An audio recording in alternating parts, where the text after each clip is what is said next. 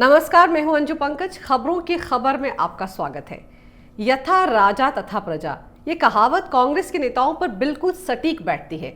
आजकल पता नहीं क्या हो गया है कांग्रेस के पूरे कुनबे को, जिसे देखिए बेलगाम हो गया है।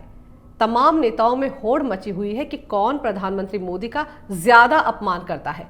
पहले तो एक मणिशंकर हुआ करते थे, पर अब हर कोई उनके कदमों पर चल निकला है। बदजुबानी तो जैसे कांग्रेस में बने रहने की नई क्वालिफिकेशन बन गई हो। पहले लगता था कि इनमें से कुछ नेताओं की जुबान शायद अचानक फिसल गई हो, लेकिन अब तो जनाब कांग्रेसी होने के लिए बदतमीज होना और बदजुबान होना एक ट्रेडमार्क बन गया है।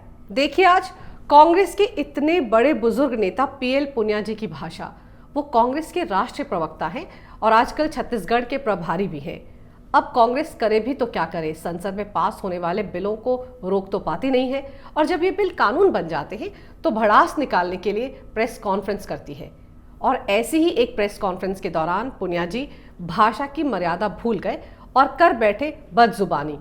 उन्होंने प्रधानमंत्री मोदी का अपमान करते हुए उनकी तुलना नाथूराम गोडसे से कर दी। बदजुबानी करते हुए उन्होंने कहा कि मोदी भी गोडसे की तरह हैं। ये लोग जिसका सम्मान करने का दिखावा करते हैं उसी को खत्म कर देते हैं। गोडसे ने भी गांधी को मारने से पहले उनके चरणों में माथा टेका था।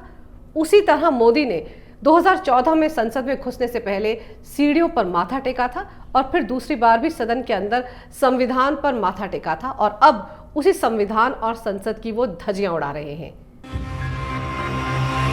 प्रधानमंत्री जी ने मत्था टेका था जब दूसरी बार 2019 में आए थे, तो संविधान के ऊपर मत्था टेका था।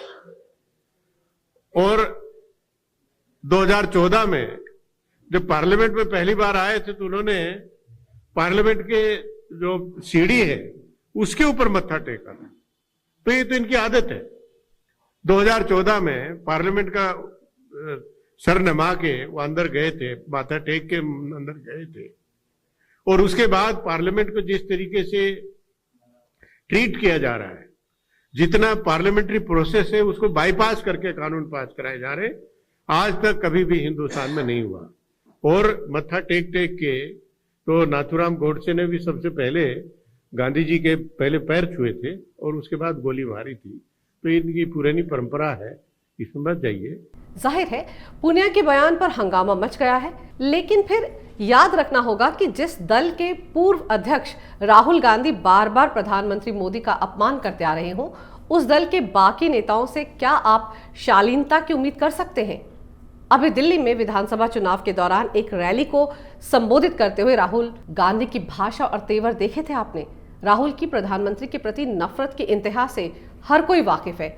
वो तो मान सम्मान से बात तक नहीं करते, प्रधानमंत्री को कैसे संबोधित करते हैं वो भी किसी से छिपा नहीं है। दिल्ली की रैली में राहुल ने किस अंदाज से प्रधानमंत्री मोदी पर टिप्पणी की थी, उन्हीं की भाषा में आपको बताती हूं। राहुल गांधी ने कहा, ये जो नरेंद्र मोदी भाषण दे रहा है, 6 महीने बाद ये घर से बाहर नहीं निकल पाएगा।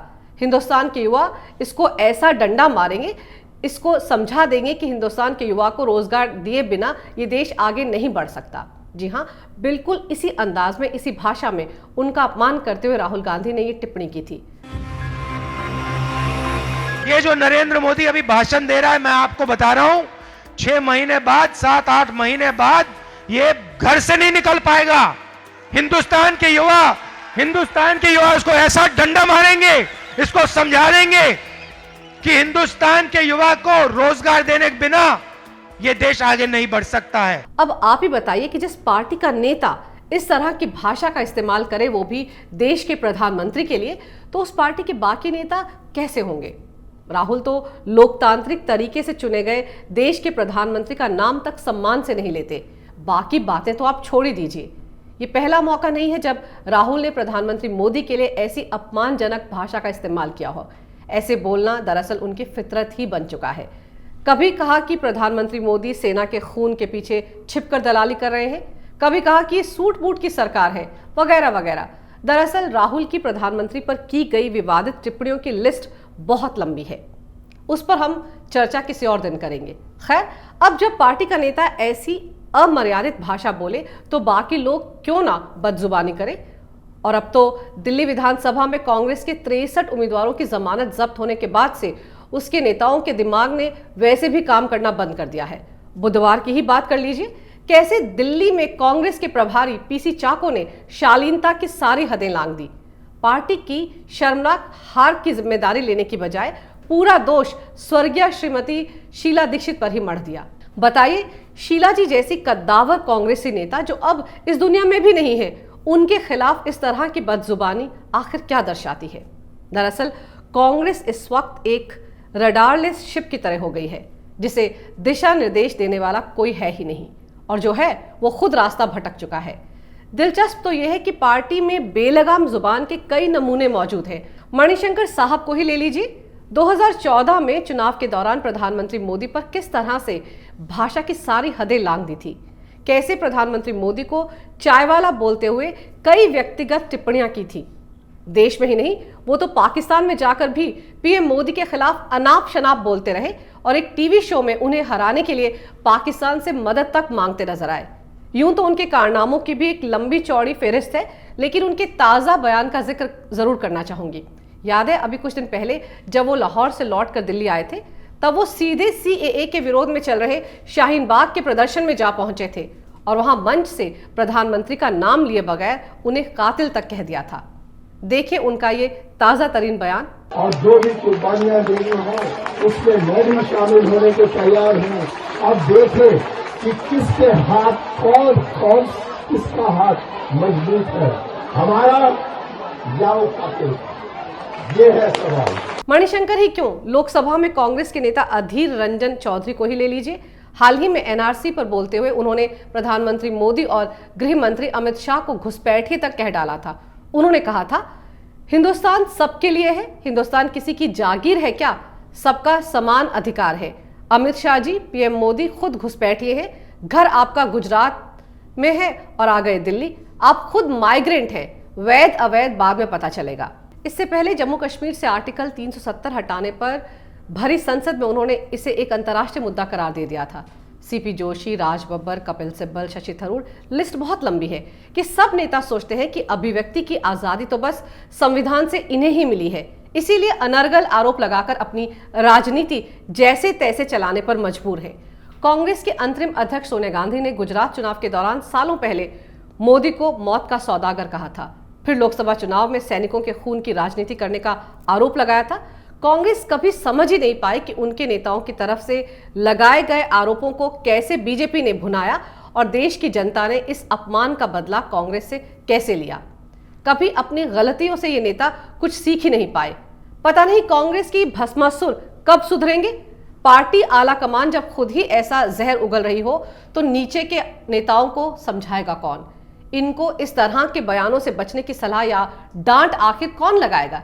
ये भी सच है कि कश्मीर मुद्दे पर मिली शिकस्त से कांग्रेस लगातार परेशान है। वो इस मुद्दे को बार बार केंद्र में लाने की कोशिश कर रही है और इस दौरान जाहिर है जो फ्रस्ट्रेशन है नेताओं के अंदर, वो कुछ इस अंदाज में ही बाहर निकल रहा है। लेकिन दिल्ली में देखिए पार्टी कहां पहुंच गई। करीब 8 महीने पहले जिस पार्टी का लोकसभा चुनाव में वोट प्रतिशत 22 के आसपास था, अब वो 4% पर पहुंच गई है। क्यों खुद को हराकर कांग्रेस ने अपना वोट आम आदमी पार्टी को ट्रांसफर करवाया? क्यों खुद ही पार्टी ने अपने 63 उम्मीदवारों की जमानतें जब्त करवाने का बंदोबस्त किया? क्यों देश को खुद ही कांग्रेस मुक्त कराने पर आमादा है कांग्रेस के ही नेता? क्या कोई कांग्रेस के पतन पर मंथन करेगा? क्या कोई देश की 125 साल से भी ज्यादा पुरानी राष्ट्रीय पार्टी को खत्म होने से रोकने के लिए काम करेगा? कांग्रेस के इन दिग्गज नेताओं में अगर वाकई लयाकत है तो पार्टी को सुधारने पर तवज्जो देने की जरूरत है। पार्टी को नई सोच के साथ, नए जोश के साथ, नए चेहरे के साथ वापस पटरी पर लाने की दिशा में काम करने की जरूरत है। कांग्रेस के युवा नेता ज्योतिरादित्य सिंधिया जो बात कह रहे हैं पार्टी को लेकर, उस पर भी ऊपर से लेकर नीचे तक सभी नेताओं को ध्यान देने की जरूरत है। अगर हर हार के बाद कांग्रेसी नेता इस तरह की बयानबाजी से अपने निकम्मेपन को ढकने की कोशिश करेंगे तो पार्टी इससे नीचे कहां जाएगी, वो तो कांग्रेस के नेता खुद ही बताएं तो बेहतर है। अगर आपको मेरा ये वीडियो अच्छा लगे तो कृपया इसे लाइक करें, शेयर करें और हमारे चैनल को सब्सक्राइब करें। देखते रहिए कैपिटल टीवी। अगर आपको हमारा वीडियो पसंद आया हो तो इसे लाइक करें, हमारे चैनल को सब्सक्राइब करें और हाँ, बेल आइकन दबाना ना भूलें। ताकि आप तक हमारे वीडियो की नोटिफिकेशन पहुंचती रहे। आप अपना सुझाव हमें कमेंट बॉक्स में दे सकते हैं। हमारे साथ जुड़ने के लिए शुक्रिया।